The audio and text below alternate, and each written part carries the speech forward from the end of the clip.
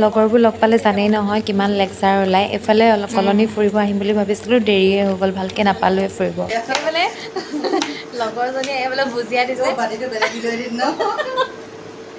ভুজিয়াত এই ৰসগোল্লা ৰস দি দিছে। আৰু এইটো ৰসগোল্লা, এইটো ষ্টাইলত বাৰু খোৱা নাই দেই, তাই মানে আজি এনেকৈ দিছে খাবলৈ। খাবলৈ ভাল গোচৰ এটা প্ৰমোচন কৰি দিছোঁ দেই, এয়া গোচৰ ৰসগোল্লা। ক'তো নাপায় সোণাৰীত। ফেমাছ ৰসগোল্লা, বেলেগ চব থাকক, দামো বেছি তাৰ। অঁ ৰঞ্জিত হোটেল, অঁ কেইটকা কৰিলে? কি? অঁ 12 টকা আছিলে। বা তাৰ বনিয়া ভুজিয়া আৰু এইটো ফেমাছ আৰু আমাৰ মায়েও খাই ভাল পায়। এইটো মানে নাপায়, অৰ্ডাৰ নিদিলে বিয়া চিয়া 15 টকা কৰি দিলে। এইফালে এইটো 15 টকীয়া ৰসগোল্লা দেই।